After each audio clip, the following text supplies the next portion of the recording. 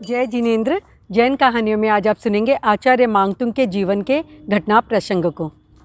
स्रोत काव्यों में भक्तांबर स्रोत का स्थान सर्वोपरि है। यह भक्ति रस का निर्जर है। इसकी रचना आचार्य मांगतुंग ने की। आचार्य मांगतुंग एक श्रेष्ठ कवि, संस्कृत के ज्ञाता थे। दूर दूर तक इनकी ख्याति फैली हुई थी। इनका जन्म एक धार्मिक परिवार में हुआ। धर्म संस्कार बचपन से ही प्राप्त थे। धर्मनिष्ठ पिता धनदेव के साथ में एक बार दिगंबर आचार्य के दर्शनार्थ जाते हैं, प्रवचन श्रवण करते हैं। प्रवचन सुनकर ये प्रतिबुद्ध हो जाते हैं, वैराग्य उत्पन्न हो जाता है। माता पिता की आज्ञा लेकर इन्होंने आचार्य चारुकीर्ति के पास दीक्षा ग्रहण कर ली और नाम रखा जाता है महकीर्ति।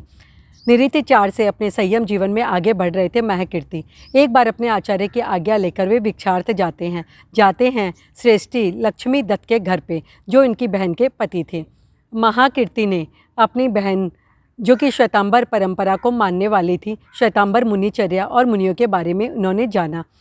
उनकी आस्था बैठ जाती है, बोध प्राप्त करते हैं। दिगंबर जीवनचर्या को ये त्यागते हैं और श्वेतांबर मुनि जीवन स्वीकार करते हैं। आचार्य अजीत सिंह के पास इन्होंने दीक्षा ग्रहण की और नाम रखा गया मांगतुंग, जो कि इनकी गृहस्थ अवस्था का नाम था। तपोविधि से इन्होंने आगमों का अध्ययन करना प्रारंभ किया। बहुत जल्दी ही बहुत से आगमों का इन्होंने अध्ययन कर लिया था और आगम विद्वान के नाम से ख्याति प्राप्त हो गई थी। आचार्य ने योग्य जानकर इन्हें शूरी पद पर आसीन किया। गच्छ से इन्हें विशेष सम्मान प्राप्त होता और एक श्रेष्ठ कवि के रूप में ख्याति प्राप्त हो गई थी।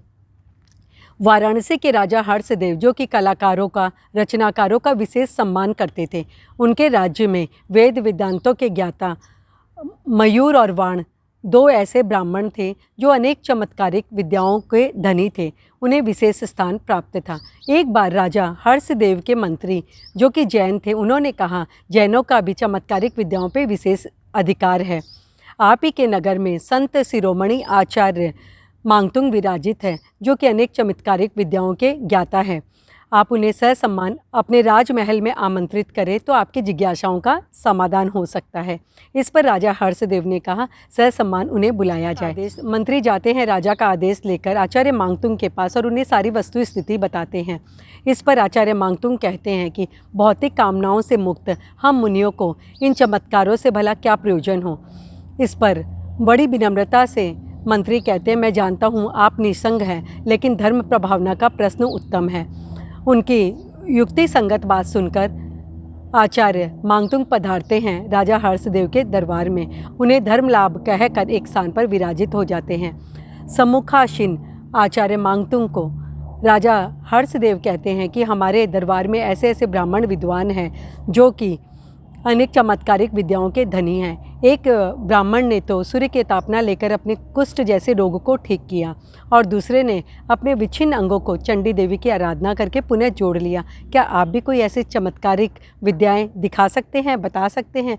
इस पर आचार्य मांगतुंग ने कहा, हमारी सारी प्रवृत्ति मोक्षार्थ होती है, भौतिक चमत्कारों के लिए हम कोई प्रवृत्ति नहीं करते। यह सुनकर राजा हर्षदेव बड़े गंभीर हो जाते हैं और अपने सैनिकों को आदेश देते हैं। सैनिक उन्हें लोहे की जंजीरों में आपाद मस्तक बांध देते हैं और उसमें कहा जाता है उन्हें एक अंतर्गृह में बंद किया जाता है। उसके सामने 44 ताले लगा दिए जाते हैं। आचार्य मांगतुंग कोई चमत्कार नहीं दिखाना चाहते थे, क्योंकि जैन धर्म में इसे अविहित माना गया, लेकिन धर्म प्रभावना का प्रश्न प्रथम था। उन्होंने जिनेश्वर भगवान की भक्ति करनी प्रारंभ की और भक्ति रस से कहा जाता है 44 उन्होंने श्लोकों की रचना की। प्रत्येक श्लोक के साथ ये लोहे की श्रृंखला शिथिल होने लग गई थी और एक एक ताले टूटने लग गए थे और इस तरह 44 श्लोकों की रचना के साथ 44 ताले टूट जाते हैं और उसके बाद ये मुक्त होकर राजा हर्षदेव के सामने प्रस्तुत होते हैं। इन्होंने शांत भाव से धर्म लाभ कहा राजा हर्षदेव को। बड़े प्रसन्न हो जाते हैं राजा हर्षदेव उनके इस चमत्कार पे और उनके चरणों में वंदन करते हैं। जैन धर्म स्वीकार करते हैं, जैन धर्म की प्रभावना करते हैं। दिगंबर और श्वेतांबर दोनों परंपरा में आचार्य मांगतुंग एक तरह से पूजनीय है। श्वेतांबर परंपरा का मानना है कि ये प्रारंभ में दिगंबर थे और बाद में इन्होंने श्वेतांबर मुनि जीवन स्वीकार किया, और दिगंबर का मानना है ये प्रारंभ में श्वेतांबर थे।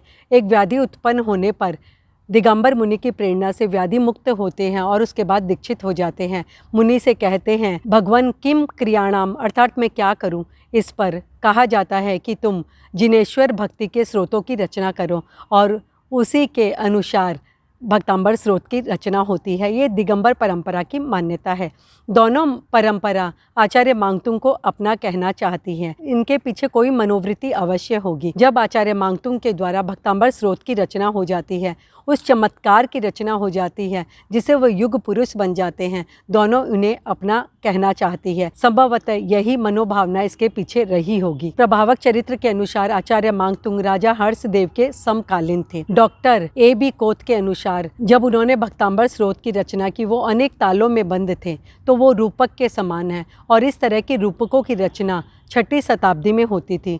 तो आचार्य नेमचंद के अनुसार उनका समय 6वीं शताब्दी के उत्तरार्ध या 7वीं शताब्दी के पूर्वार्ध का माना जा सकता है। आचार्य मांगतुंग का संबंध मयूर और वाण से विशेष रूप से है, इसीलिए इन्हें राजा हर्षदेव का समकालीन मानना ज़्यादा उचित लगता है। और राजा हर्षदेव का राज्याभिषेक हुआ था 608 में, तो इसलिए उनका समय भी उसी समय मानना ज़्यादा औचित्य भरा लगता है। ये था आचार्य मांगतुंग के जीवन का एक प्रसंग जो आपने सुना। जय जिनेंद्र। जैन धर्म की रोचक जानकारियों के लिए देखते रहिए जैन कहानियाँ। जिन आज्ञा विरुद्ध कुछ भी कहो तो मिच्छामि दुक्कड़म। जय जिनेंद्र।